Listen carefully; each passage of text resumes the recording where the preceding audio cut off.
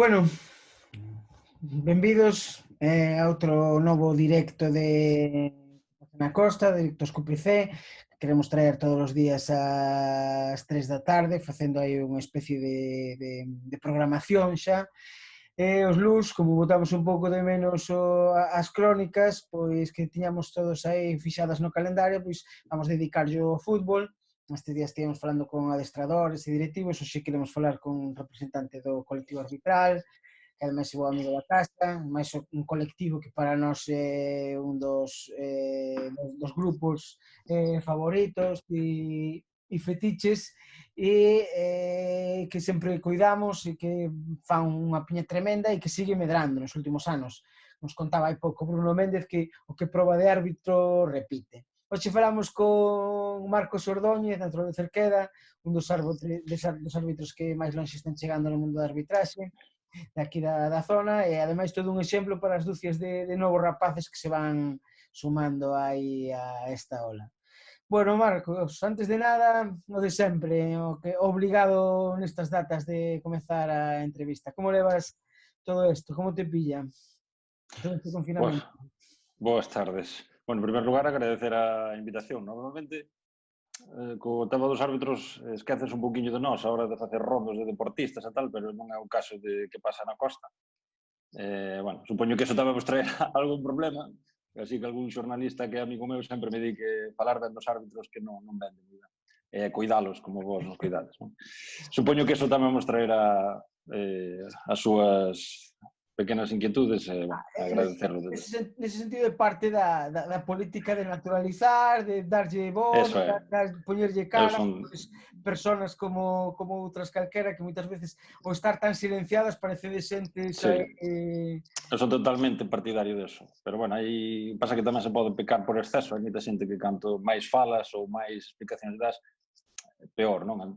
Úsano máis para máis victimismo ou máis a seu favor. Entonces, pero penso que sí, que no momento que se coñece, cando a xente comeza a cambiar a imaxe dos árbitros, cando se acerca a un deles, cando ten unha persona que é amiga ou que é familiar, entonces aí cambia un poquinho, empeza a coñecer o que entrenan, o que sufren nos fallos, o compañerismo que hai entre nós, o bonito que é o ambiente do fútbol e de arbitrar, entonces empeza a cambiar un poquinho. Pero se estamos alonxados do resto, pois penso que iso que nos perxudica, sin dúda ninguna. Como o vivo? Pois, bueno, eso supoño que máis ou menos como a todo mundo, cos súas inquietudes e preocupacións, intentando que, bueno, agora empezamos a ver un poquinho a luz, intentando, pois eso, de todos, o que mal chamada nova normalidade. Sí, estamos en non me eso. gusta nada tampouco ese No, a mí tampouco me adxetivo. De todas maneiras, comprobamos ahora mismo que o teletraballo está a tope aí na casa, non? Sí, teño que ir compaxinando, bueno, non podemos coincidir moitos na oficina, entonces vamos turnando, pero bueno, creo que neste país sempre tuvo temor ao teletraballo, outras cousas como as xornadas continuas e todo isto, nas nosas empresas estás implantando ao mellor, pois mira, da necesidade facemos virtude, non? Ao mellor empezamos a darnos conta de que na casa, pois, facendo teletraballo tamén, a veces incluso máis, porque traballas máis, porque a veces perdes tempo nos desplazamentos, ou xa non tens a excusa de que é que non estou na oficina, como eu dicía antes, é que agora non estou na oficina, agora estou sempre na oficina, igual teño que traballar. Sí, é peor, 24 horas ahora temos de estar na casa. Sí. Como responsable dunha multinacional, ademais, como Saber Duval e Red Ofisat, dúas empresas que, ademais, temos que dicir que sempre se volcan apoiando o fútbol da Costa e, sobre todo, o fútbol base da comarca, como ves o tema económico aí do país? Vai ser unha crise terrible ou vamos a ir levantando pouquinho a pouco? Bueno, eu non son experto. O que si estou no mundo das empresas, non? Falas con xente e tal. Bueno, sí, hai unha preocupación, pero din os economistas que pode haber unha recuperación en L ou U ou V. En V é que enseguida recuperaremos, enseguida tiramos para arriba. Eu non sei se vai ser en V ou que letra, pero sí sei que hai gañas no fondo sí que hai gañas de consumir e de emprender. A xente está deseando que poder poñer isto a funcionar. consumir tamén, ir de vacacións, comprar, efectivamente habrá sectores que o noten máis que outros, non? O sector do automóvil, o inmobiliario, mellor aí sí que teñen un baixón importante. Pero teño a esperanza de que o resto, sobre todo en Galicia, que recibimos moito turismo interior, que agora non podrán sair afora, penso que eso pode... Quero ser optimista. E ves ganas de emprendemento tamén, sí? Bueno, ahora nestes momentos de crisis sempre houve por necesidade. Básicamente por necesidade. Os emprendedores, o momento que máis se poñen en actividade é nos momentos de crise. Entonces, agora moita xente que está cómoda non traballo ou que está estabilizada e agora necesita outra actividade. Terá que, probablemente, o autoempleo sea unha solución que, para ben ou para mal, nos toque a todos. Para sair de crise os autónomos aí sempre estamos remando. Nunca ben valorados, nunca suficientemente valorados pola sociedade. Ademais, tamén formas parte do equipo que creou a bebida isotónica Artio, que ademais está revolucionando un pouco o mundo do deporte desde aquí, desde o litoral galego, usando a nosa auga do mar.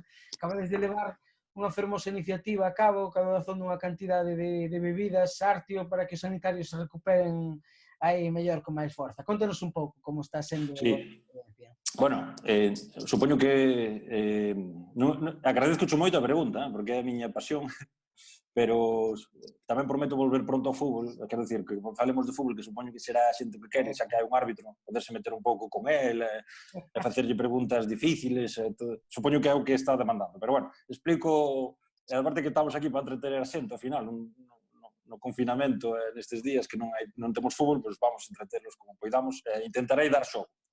Pero bueno, respecto ao de Artio, sí, hai un grupo de deportistas que impulsamos unha bebida sacada do agua do mar galego, da Ría da Arousa. Creemos que eso ademais ten moito demanda, porque precisamente nestes momentos estamos notando porque é unha bebida totalmente natural, moi propia para os deportistas, porque recupera según os componentes da sangre, que son os componentes que ven da agua do mar. Bueno, hai deportistas pros, e despois deportistas nada pros, como é o meu caso. Pero bueno, está aí, por exemplo, Rúa Nova, o Borja Golán, de Squash, Vero Boquete. Bueno, se entradas na página web, podedes ver que hai padriños que fomentan o uso desa bebida que, xa digo, é sacada do mar, é totalmente natural. O que incluso o que viste, hospitales, recibiron a hospitales, digamos, o que tiñamos destinado, digamos, que a publicidade, a promoción, a campañas de marketing, a todo eso, borramos todo e regalamos aos hospitales, é moi ben acollido polo personal hospitalario, porque ademais é, xa digo, totalmente natural e ten propiedades que axuda ao sistema inmunológico, que evita as infeccións. Entón, neste momento de feito, estamos desbordados, vamos. No, para nós ver unha iniciativa así galega, con participación costeira, loitando contra grandes transatlánticos. Sí. Ademais, envasas en Padrón, un centro de persoas con problemas mentales e tal, 100% galega, capital galego, traballadores galegos, un produto máis galego coa auga do mar da Ría da Arousa, non se me ocorre nada a Ría da Costa, a mar da Costa da Morte, se acaso. Estou neso, E seguro que habrá que expandir o negocio e levar tamén un pouco de auga da Brétema ou así, non? Tamén. Sí, se entradas na web sabedes que é todo 100% galego e efectivamente todo... E agora sí que é certo que temos propostas para cambiarnos, ir a outros sitios que teñen máis facilidades para as empresas, un suelo industrial, etc. Portugal ou outros sitios, pero, bueno, a nosa aposta é claramente galega.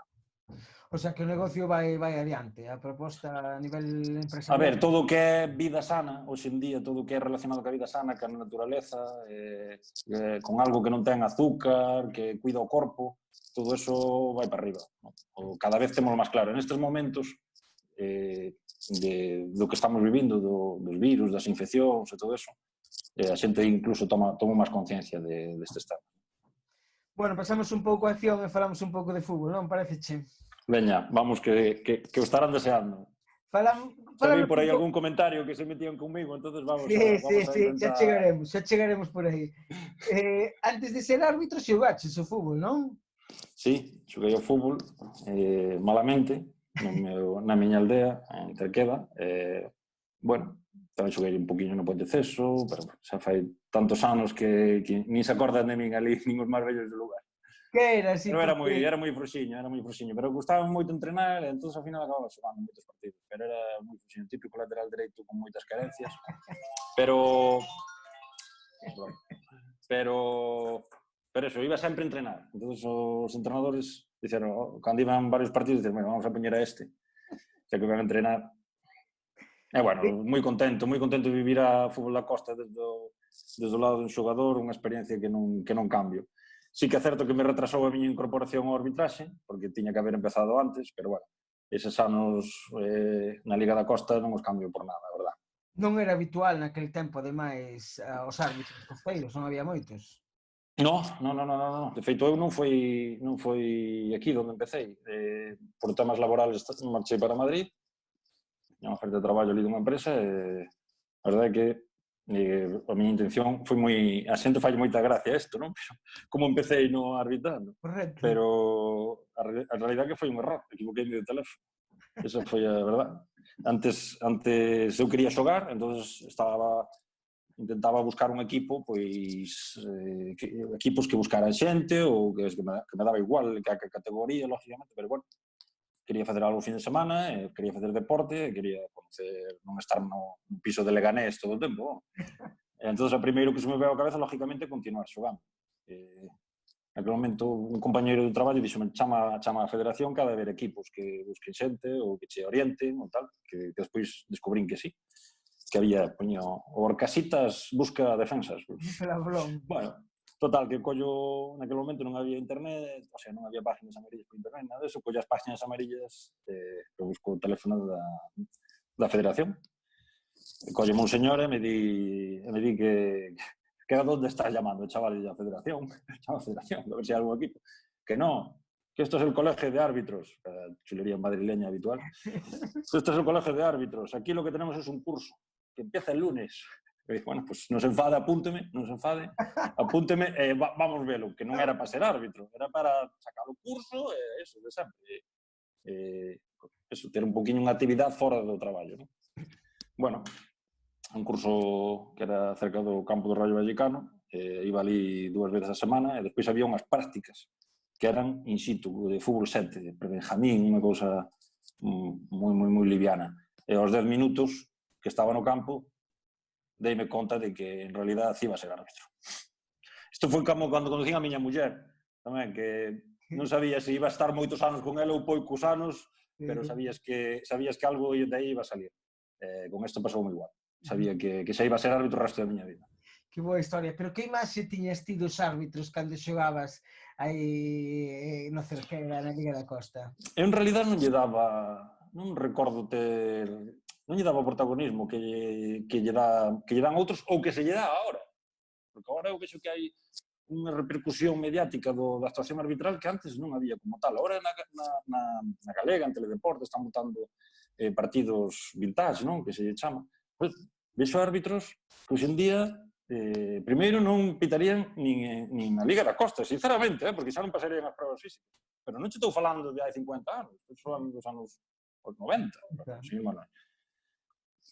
Por o tema físico, despois o tema técnico, hoxe hai un error, magníficase dunha maneira. Mira, creo que o último partido que vin así anacos era o Deportivo Barcelona en Riazor, creo recordar. No, Real Madrid Deportivo. Evitaba un dos millores árbitros, Díaz Vega, que naquele momento estaba considerado un dos millores árbitros, Díaz Vega. Unhas entradas de Fernando Hierro, unhas entradas do Deportivo tamén, pero unhas tarxetas. Despois sacalle a segunda a Alcorta, non era de Alcorta, era de outro, entonces volve a meter... Hoxe en día pasa eso, o árbitro estaría automáticamente descendido. Entonces, agora despois a repercusión mediática, non? Antes non había todas estas crónicas, nin vías unha rueda de prensa que o 80% da rueda de prensa era dos comentarios do entrenador era a labor arbitral.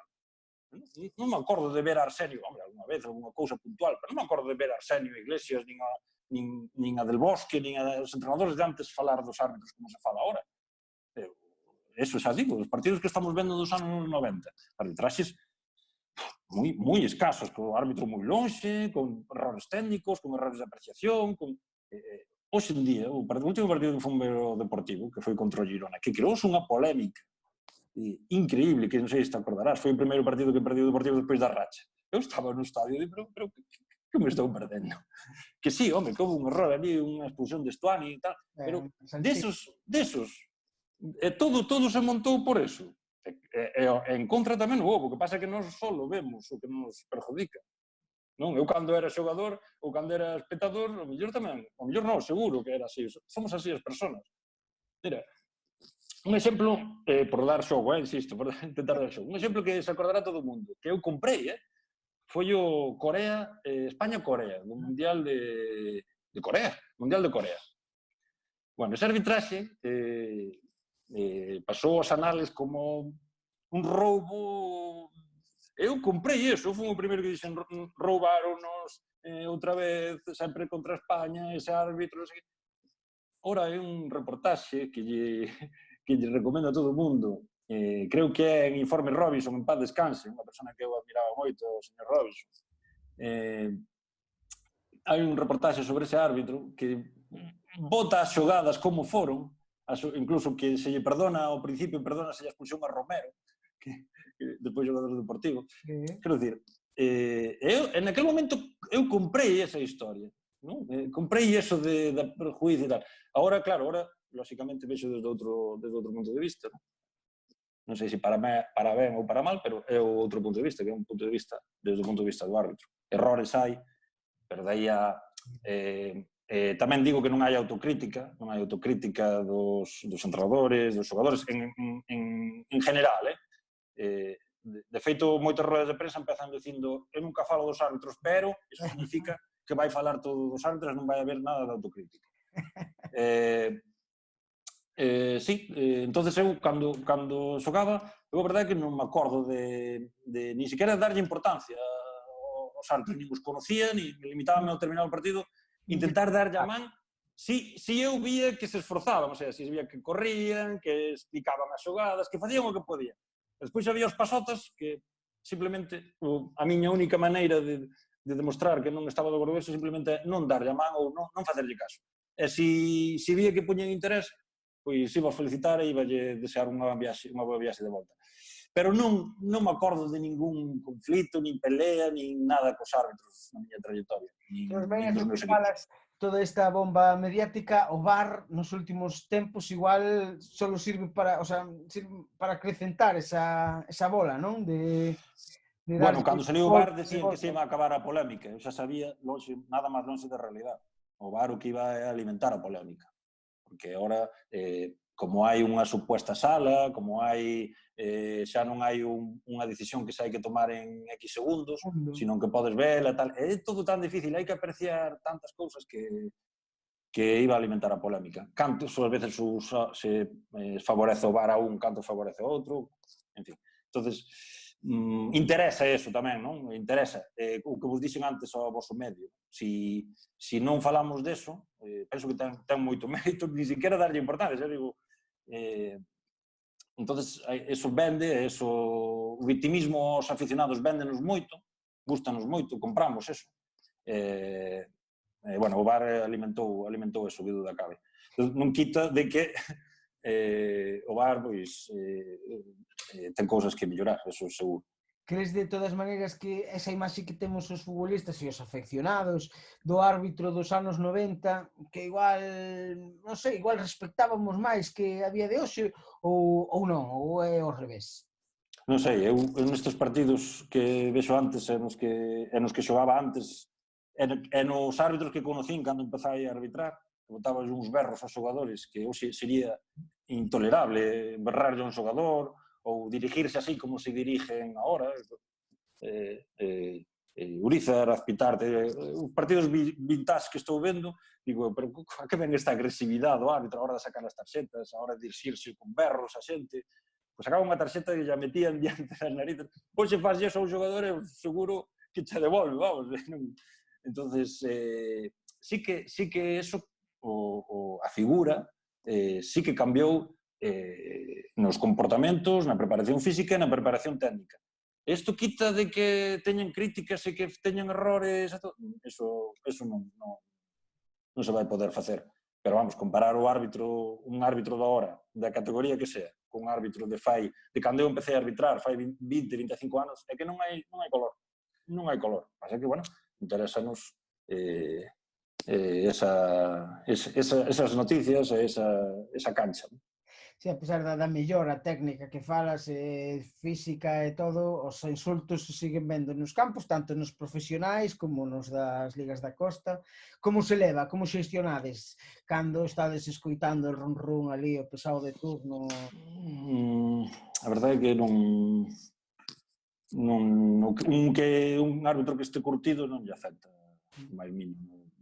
O primeiro, sí, o mellor, pois, por quitar ese quebradeiro de cabeza dos pesados, pero realmente non, un árbitro que ten certa experiencia, eso xa o ten asumido que vai na súa función e punto.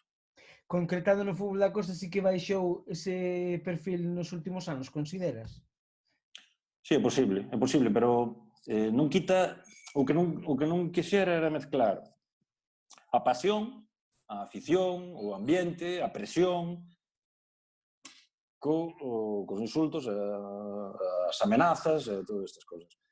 Cando moitas veces falas deste tema, din, no, que se hai xente e tal, non, nos encantados, todos os árbitros como os xogadores, todos os árbitros que nos gusta ir a campos con ambiente, que haxe presión, que haxe ánimos, que haxe pasión, non? Ao final, a fútbol da costa, o fútbol en general, pero o fútbol da costa, sin pasión, pois non sería o fútbol da costa, non? Entón, ten que haber esas xestións ou eses ímpetus, eses berros, eso forma parte do fútbol da costa. Se non nos gustaría como nos gusta. Somos xente da costa, xente da forza do mar e da forza do vento, e gusta o fútbol, pois vai incluso. No, pero moi bonito eso que dis, de que a vos tamén vos gusta un estadio cheo e un estadio aí aguerrido. Por suposto, non se capa dúda. Eu sempre dixen que, aunque tuve a sorte de estar en moitos estadios, moitos campos e todo eso, pero, bueno, o grueso da miña trayectoria foi en Preferente, 15 anos en Preferente. Eu sempre lle dicía aos meus compañeiros, a xente que, cando íbamos por aí por Galicia adiante, sempre lle dicía que que hai campos na costa, en segunda regional, que lle dan 50.000 voltas a un partido de Preferente, en pasión, en ambiente, en trato, sobre todo, e incluso moi probablemente en calidad de xogadores. Na costa, en casi todos os equipos da costa, hai moitos xogadores que podrían xogar perfectamente en Preferente, en calquer equipo de Preferente de Galicia. O mellor ahora mesmo, por exemplo, neste ano, pois o mellor no Viveiro non, pero nos dous primeiros de arriba. Pero nos seguintes, en moitos equipos podría haber xogadores que xogan habitualmente no fútbol da costa. É unha calidade, é ademais que se siente os colores, con esa pasión que falábamos, eso non... Cantos partidos fun eu, estou me acordando de... Podo dicir algún que non este moi longe, o Flavia, por exemplo, Flavia en Padrón. Moitas veces iba ali e había 4 personas, un xornalista, o noso informador arbitral, e xa está. Non me compares eso con ir ao noso fútbol da costa, que era campo. Hai veces que chegas e xa hai personas, xa hai xente. Esterre, en Outes, en calquer sitio destos.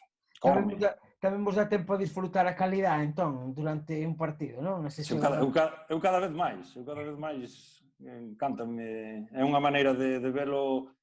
Realmente nós apreciamos máis de cerca esas cousas, e cando ves así un xesto técnico, cando ves un xogador que ten forza ou que corre, ou estas cousas, a min encántame valoralas, e intento que o afectado se dé conta tamén, que tamén vexe que eu estou aí e que se valora eso, vamos.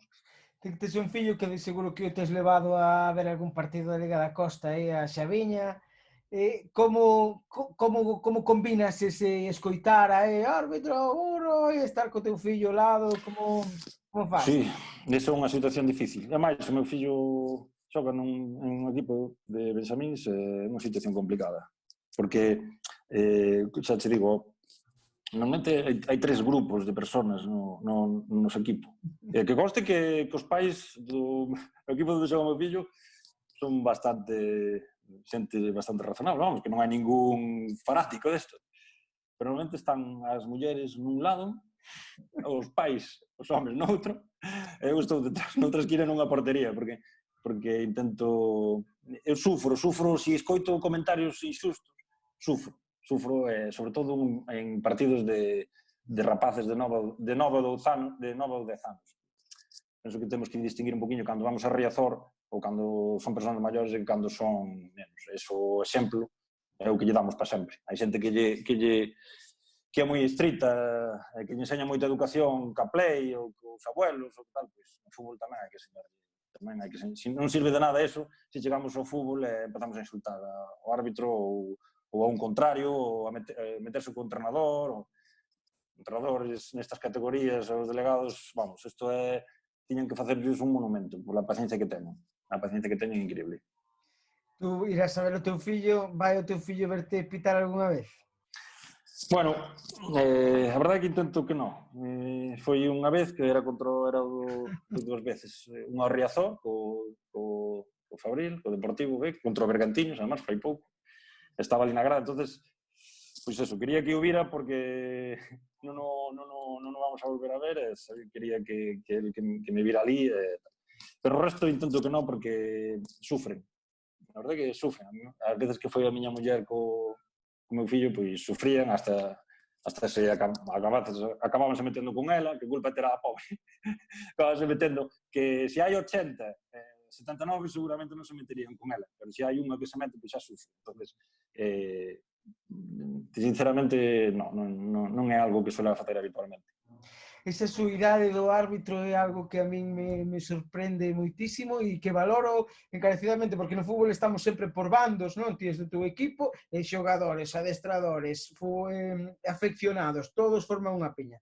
Por outro lado, outra piña. E no medio, se hai 3, ainda tes un grupo, se tes asistentes, pero se non, estás aí solo no medio da voráxine. Creo que é Xavier Rodríguez Campos que di que o mellor amigo do árbitro aficionado, do que vai solo por aí, é a soledade. O 99% do tempo, desde que sale na casa, está solo. E despois hai xente, pero eu agora teño a sorte de que vaya onde vaya na costa, pois sempre hai alguén conocido, non direi amigo, pero xente que me agrada vela, preguntarlle como nos vai a vida, pero ao principio pois estás solo, e cando esa soledade, pois sí, forma parte tamén da mística que rodea isto, é unha cousa que hai que saber xestionar tamén a soledade. Despois, bueno, pois cando vas a preferente ou a terceira, pois vas tríos arbitrales, xa cambia bastante a cousa. Sí, non, pero só 2 compañeiros xa... Sí, cambia moitísimo.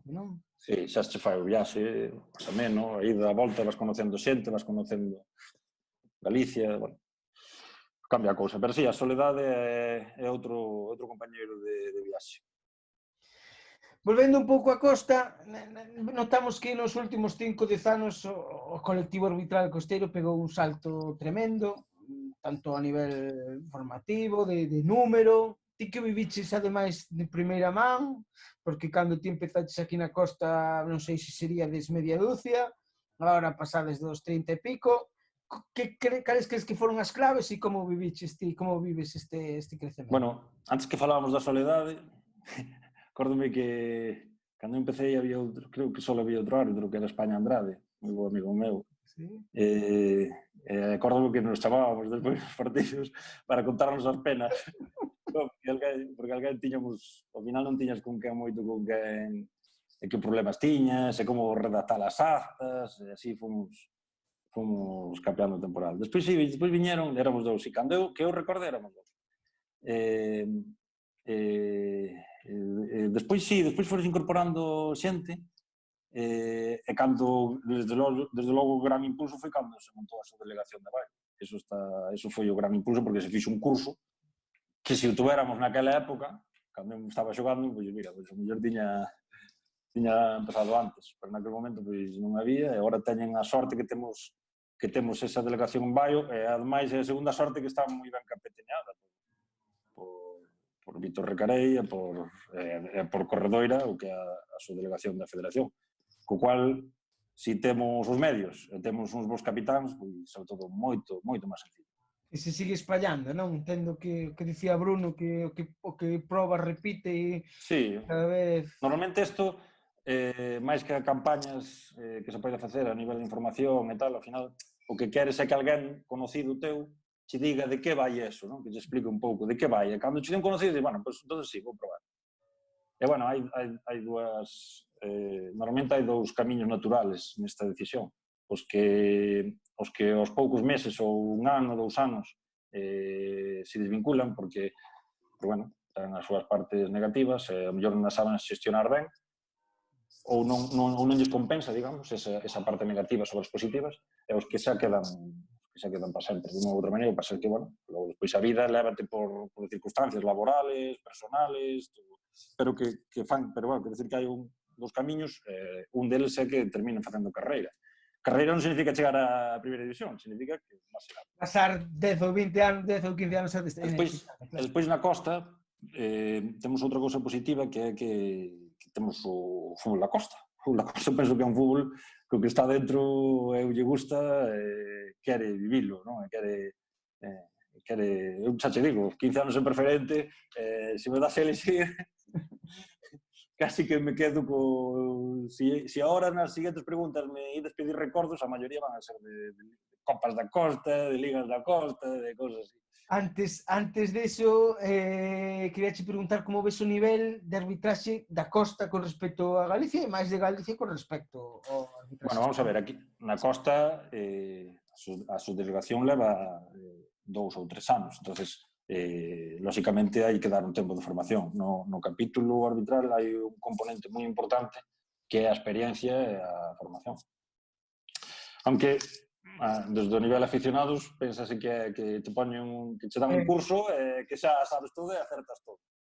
O gran componente é a experiencia. Incluso con experiencia, que é o único que teño eu, incluso así nos equivocamos, a veces temos problemas, temos nosos conflitos. Imagínate un chaval de 18 anos ou de 20 anos. Pois, lógicamente, hai que darlles un bagaje, pero o nivel personal que hai aquí de implicación a min non deixa de sorprenderme. Creo que tamén é gracias aos directivos, aos dirixentes que temos aí en Baio. Como faz, que diferencias notas, ademais dese ambiente, entre un sábado de terceira Galicia e un partido de segunda B, por exemplo? Hai máis respeto entre os futbolistas, a formación... Bueno, de segunda B é outro, de preferente para arriba é outro comportamento totalmente diferente. Non hai, bueno, son xente que ten a súa, nalgún caso son profesionales, ou digamos que o componente económico forma gran parte do seu repercusión salarial ao final do mes. Entón, ao ver ese semiprofesionalismo, pois o seu é xente que leva moitos anos xogando en categorías pois altas e tal, saben que é o que hai. Entonces hai moitos menos, a nivel comportamento hai moitas menos protestas ou comentarios ou dícanse a xogar e se teñen que facer algún comentario fancho, lógicamente. Pero incluso en terceira, segunda B, en preferente, o comportamento é moito mellor do que vemos na tele, por exemplo. O comportamento da tele, ese é o que penso que se traslada en cascada as categorías baixas, incluso o fútbol base, non? Porque ao final o rapaz ve o que... Cando eu era rapaz, que facíamos ao final? Pois imitábamos os nosos pais, os nosos maiores e o que víamos na tele. Entonces, se vemos eses comportamentos, esas protestas, eses berros, eses aspavientos, eses gestos calmantes, eses poñer en duda todo, cuestionar todo, haber un debate hasta nos saques de banda, pois eso vai se trasladando e conseguimos que o fútbol base se comporte igual. Pero, indo á túa pregunta, en segunda B, terceira, pois, a verdade é que o 90 e algo por cento é solo é colaboración. Invito ya a xente a que vai a un partido, o Bergantiños, ou un destes, é que se fixe en cantos xogadores, en que actitud, sobre todo, se dirixen ao árbitro. Moi interesante, moi interesante. Pregunta por aquí, No, ademais hai outra cousa, Ubaldo, perdona que isto é interesante, que consiguen, casualmente consiguen, ao mellor consiguen máis comprensión por parte do árbitro desta maneira, casi temos unha situación agresiva. Porque unha persona ante unha situación agresiva responde con agresividade. Entonces o que responde con agresividade devolve máis agresividade. Entonces, así facemos unha bola de neve que así é como terminamos as cousas en expulsións, en tanganas... Guardia Civil... Exactamente. O bo gestor do árbitro, eu isto non debía dicilo, pero como prometín que iba a dar xogo, o bo gestor do árbitro que quere xestionar o árbitro, tamén ten que ganarse o árbitro. Como se gana o árbitro? Con credibilidade. Demostrándolle que ti eres un xogador con credibilidade, que lle dis o bo e o malo, ou que non lle dis nada.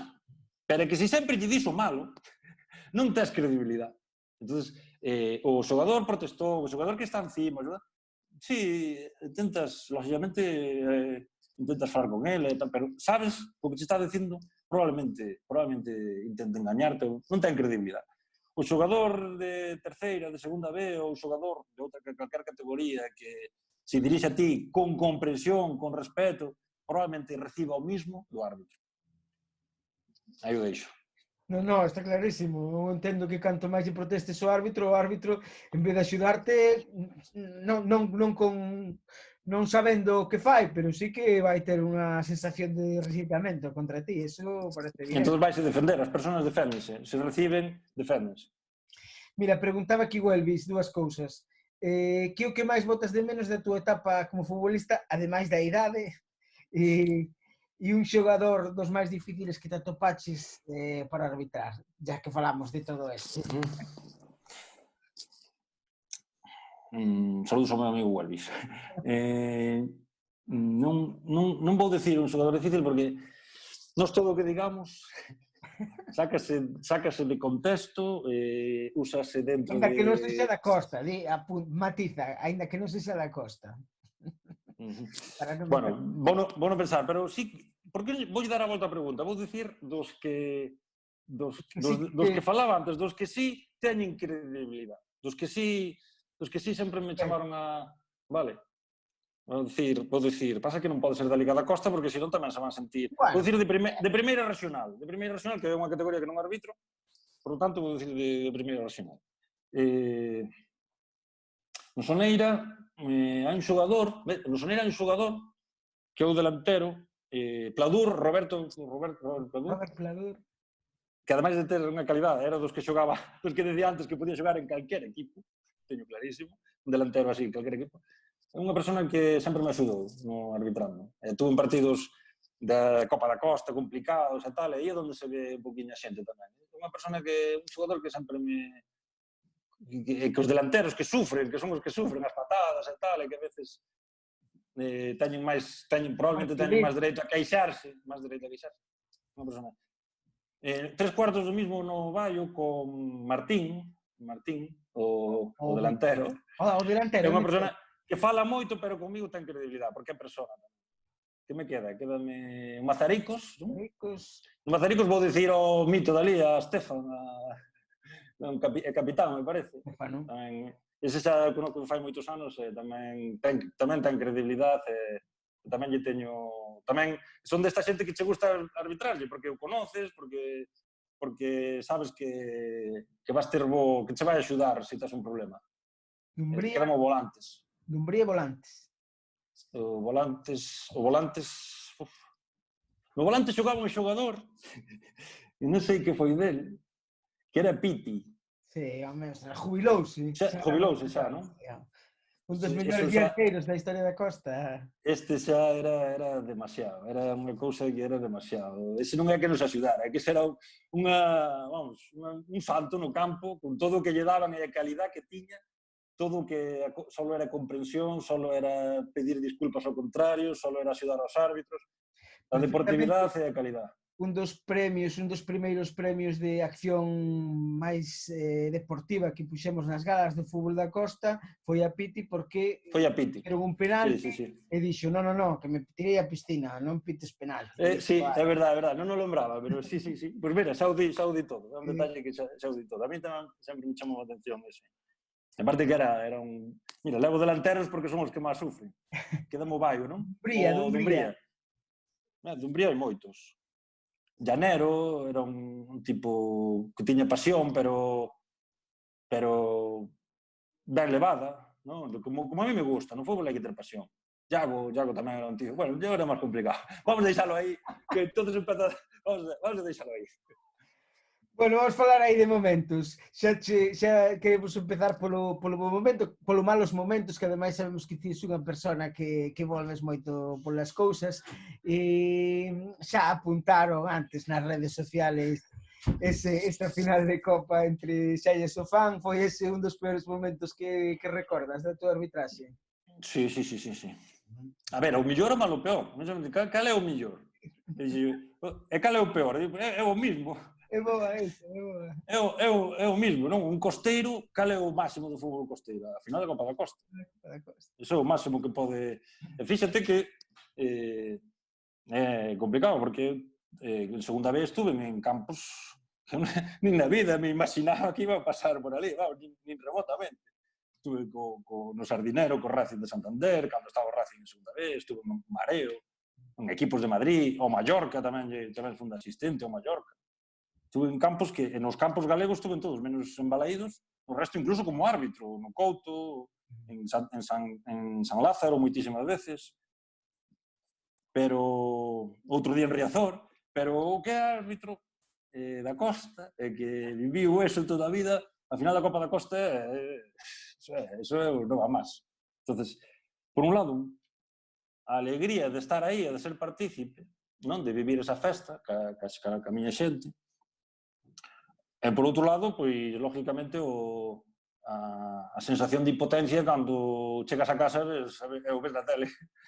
Iso sí que pasei uns días que...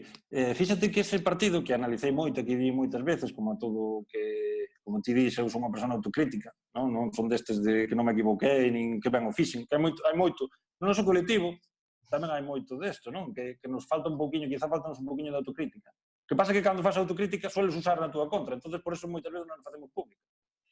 Pero eu sí considero que primeiro, antes de falar, intento ver que pode mellorar e facer autocrítica. Todo o que sale na tele, todos os partidos que son gravados intento conseguilos para ver que pode mellorar, se estaba ben situado nas xogadas claves, se xestionei ben as situacións. Bueno, neste caso, fíxate que houve errores pos dous equipos, porque eu pitei dúas finales, pero, bueno, a última foi a máis, así máis, que houve máis chicha, que era o Sofán Sallas de Santa Comba. Houve errores para os dous equipos, pero quen se ten dereito a queixar é o Sofán, porque foi o que perdiu. Pero nadie, era o que falábamos antes, nadie se acorda de que o empate do Sofán, aí houve un pequeno malentendido co tempo a añadir, o empate do Sofán foi fora de tempo. Esos nadie se acorda. Houve outras situacións do partido. Pero, bueno, o que tiña dereito a queixarse era o Sofán, e casualmente, ou curiosamente, do Sofán non só recibín boas palabras. Que eso creo que ainda me fixo sentir peor, non? Ao chegar a casa, ver os vídeos. É só bo trato do presidente do Sofán, de toda a directiva do Sofán, que me dou a enhorabuena cando estaban entregando as medallas ali, que todo, eles acaban de perder na tanda de penaltis, que polo medio houve un penalti que probablemente foi penalti e que non estuve acertado, e que me veña a dar a enhorabuena. Fíxate, o comportamento desa directiva. O propio Iván Cancelo, o entrenador, agora teño trato con el, e nunca vos recordou, son eu que yo recordo a veces, Manu Varela tamén, un comportamento que di moito do que é unha directiva, do que é un club, que é saber alturas do comportamento nese momento. Que puderon haber feito moito máis vitimismo, Pero, medios de comunicación, estar o lunes, martes, miércoles falando do error. E, bueno, sí, pasei uns días complicados, pedín axuda, a esa é outra situación, ao largo de todos estes anos arbitrando, de 25 anos, imagínate. Pedín axuda a árbitros de superior categoría, como xestionaban eso, bueno, selín adiante, que conste que esa xogada que a vin moitas veces sin dar unha foto, que se ve que o contacto probablemente sea fora, pero ao final é unha xogada tan rápida que pasan a situación dos árbitros, que é o que a mellor non entendemos. Moitas veces ve as xogadas, vese mellor desde a grada, desde que o árbitro. O árbitro cruzase moita xente por diante, son xogadas moi rápidas que che pasa no momento clave, pasa un por diante, tes unhas décimas de segundo que tens que volver a contactar a visión co balón, perdeche este algo. Bueno, circunstancias. Non sei se conseguín contestar a pregunta. Sí, perfecto. Un momento difícil e analizaches ademais perfectamente. Falabas desos, desgraciadamente, o árbitro ao final nunca se acordan del. Non é como os xogadores, non? Os xogadores tives un xogador pola calle e dis, mira, ese foi o que metió un golazo tal día ou que ganou a Copa. Ves un árbitro e nunca lle dis, ese foi o que arbitrou moi ben, que vendou aquela ventaja. Non, recórdanos as cousas malas. E as críticas, sí. Entón, este é o noso signo. Para ainda así outros bons momentos seguro que tes, non? Nos recordamos con moito cariño esa sorpresa que te deu o colectivo arbitral na gala do fútbol da Costa, verdad? Vaya, eso sí que foi orquestado, non sei se por amigos ou enemigos, porque o subidón que me dou casi conseguí sacar má lágrima. Como que casi? Choraches ali como... Chorei porque, non sei, vin pasar tantos anos en tantas cousas que pasaches en súa idade, como falábamos antes, bueno, nesta vida, pois, foi un momento que, como ao final, cando estás acostumbrado a vivir na adversidade, cando estás acostumbrado a vivir na adversidade, nesta carreira arbitral, cando che ven así unha pequena alegría, que tuve unha sorte de levar uns premios e ascensos e cousas destas, non? Pero cando che ven unha alegría, pois, sinteste como un deportista máis, que a veces, de vez en cando, ganas. Ganamos unha copa. Bueno, levamos un tempo escoitando que a Marcos Ordóñez lle toca retirarse. Que pasa aí? Contenos, ata cando pode seguir pitando? Aproveita isto para pedir que non che jubilen, no? Que ainda está un rapaz. Bueno, eu agora, en preferente non podo seguir, porque cumprimos 45 anos. Unha pena, porque queríame retirar no campo, pero isto do coronavirus deixou de casualidade. Pois mira, vou contar unha anécdota referente á Costa, que é que eu levaba 15 ou 16 anos preferente, nunca na vida nin pedín un partido, nin moito menos. Nin na Liga da Costa. Moita xente pensa que pedimos partidos. Realmente, hasta está mal visto entre nós, entre os nosos propios árbitros, entre os compañeiros, que alguén chega a propoñer que quere ir a tal sitio. Non, está mal visto. Pero como era o último ano nas probas, dixo o designador do comité, dixome, oye, é o teu último ano, xa pasaste as probas, quedanche poucos partidos, hai algún sitio no que te apetezca arbitrar e tal, así, pois mira, eu son da Costa, non quería retirarme sin ir a Finisterre con Finisterre en preferente, non? E vivir eso. E aparte que, xa casi van 2 tercios de temporada, pensei que xa me iba a tocar, non me dá tocado, pois mira, vou me atrever a decircho, sabes que nunca pedí ningún partido, pero a verdade é que eu eso quería vivilo, non? E viví moitos partidazos en Finisterre, partidazos, na Copa da Costa, fundamentalmente. E, bueno, xa cando xa lle tocaba, pois veu isto do coronavirus. Olvidei-me da túa pregunta, Ubaldo. Sí, primeiro, por que che obrigan a xubilar aos 45 anos que non estás feito un pincel? Bueno, é o que está escrito. Poder seguir. Sí, é o que está escrito para as categorías de preferente, despois está en definición a que categoría paso. Si paso a fútbol base, eu vou seguir arbitrando, o sea, vou seguir arbitrando porque, bueno, tomarei dunha ou outra maneira, pero eu sin isto xa non podo vivir, gracias a Dios. Económicamente, ahora, gracias a Dios, creo, nunca se sabe, pero creo que non me fai tanta falta, pero penso que necesito esa dosis semanal de desconexión. Teño un traballo exixente e tal, tamén, bueno, pois eso, venme ben. É a miña maneira de descomprimir, non? Tamén me sirve para, ahora que xa non vivo en Cerqueda e tal, pues, para volver ali, entón eu vou seguir. Que pasa? Eu ofrecín a posibilidade de que poida seguir pitando ligas gallegas ou descender a Primeira Regional por aquelo de levar asistentes. Entón están vendo a figura, se se crea a figura do árbitro formador e estas cousas. Que eu non, libre me Dios de considerarme o formador, nin eu sei máis que a nadie, nin nada deso. Pero sí teño unha experiencia para trasladar a estes chavales que empezan en Baio, para trasladar os errores que eu cometín e que cometo, pois intentar que eles cometan os menos posibles, que xa aprendan de min. E a xestionalos. Eso sí que eu podo facer, pero eu non son nin maestro, nin mellor árbitro que a nadie, nin nada. O que pasa é que son máis vello. Entón, o que ofrecín é poder seguir, aproveitar eses anos para trasladar. Nada máis, nin son un hacha no reglamento, como Bruno, como a Vítor Recarei, non é ese o meu perfil, pero sí que é un perfil que creo que intento trasladar a pasión que teño por o fútbol, fundamentalmente por o fútbol da Costa, aos chavales, e que cometan os menos errores posibles, esas dúas cousas sí que motivalos, eso creo que sí que podo facer ver. E a ver, estamos á espera. Pois esperamos verte moito tempo máis nos nosos campos. Xa, isto fixo moi corto. Xa levamos unha hora, casi. Unha hora, mira, Igualdo, estame dos ou tres comentarios. Dale. Estame gustando moito, xa termino, estame gustando moito que vos estades acordando da xente, da xente que máis fai polo fútbol da Costa, que son os directivos, traballadores de cada campo. É algo que eu sempre me preguntei por que non estaban esa xente suficientemente valorada. Casi, non todos, pero en moitos campos hai sempre unha persona que traballa. Ao final, os xogadores xogan, os entrenadores, ademais de entrenar, que suponsamente que lles gusta, moitos deles teñen unha pequena compensación económica. Os árbitros, pois tamén, non? Gustan, pero tamén, pois eso, temos unha compensación económica, facemos deporte, temos os nosos prós, non?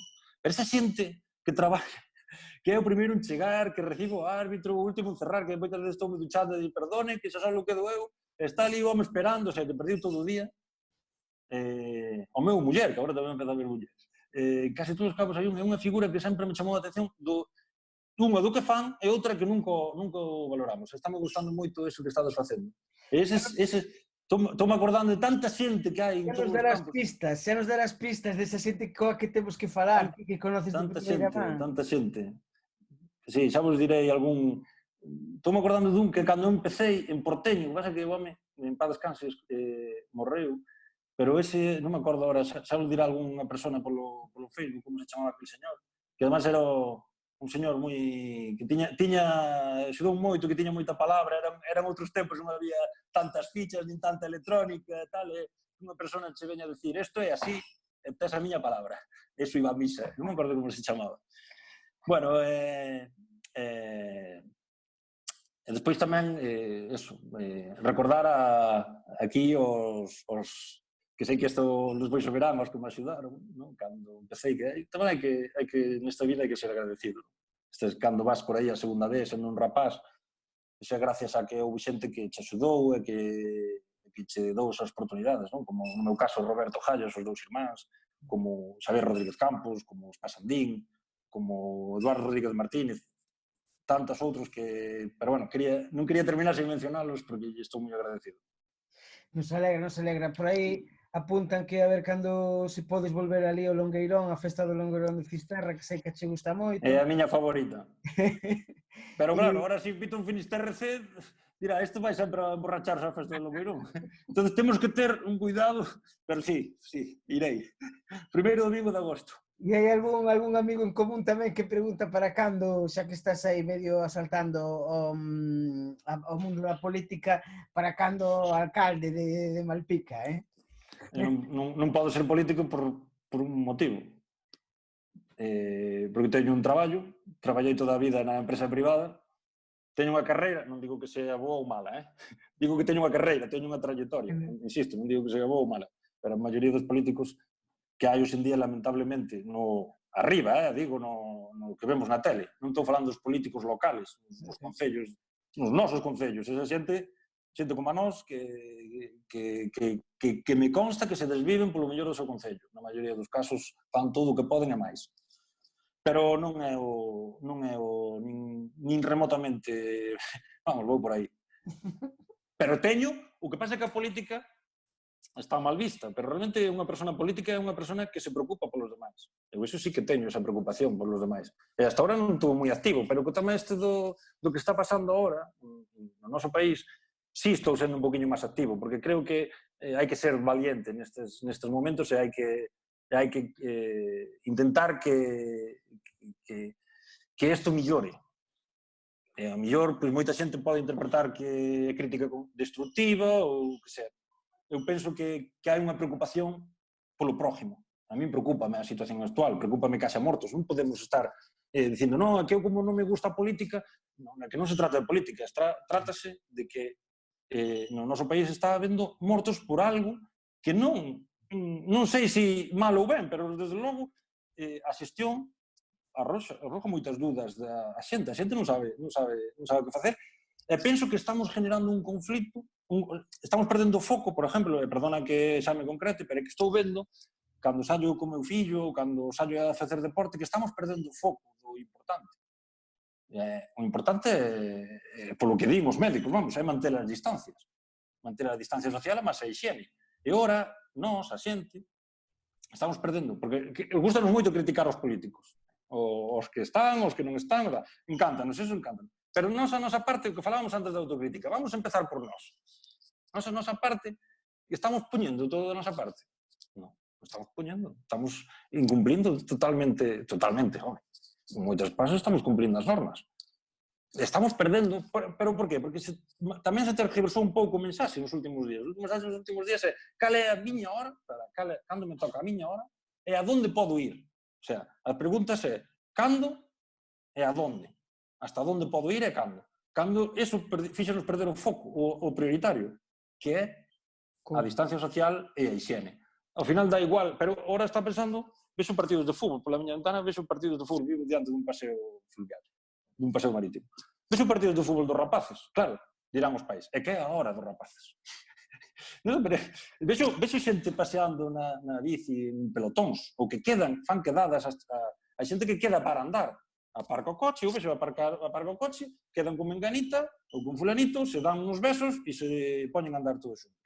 Claro, é que como é a hora do paseo, non se trata da hora, nem se trata de se toca, eso. Pero que pasa? Que hai tantas normas, sabemos tantas cousas na tele, que se fase un, que se fase dos, tantas normas, que perdemos o foco. Terminei, que me pasei da hora, que gracias por contar con nós. Verdade que facedes unha labor increíble, a ti especialmente, antes que falamos dos emprendedores, que nada, que para diante saliremos. Un luxo falar contigo e aprender de responsabilidade, Marcos. Gracias a todos. Gracias a todos. Saúdo.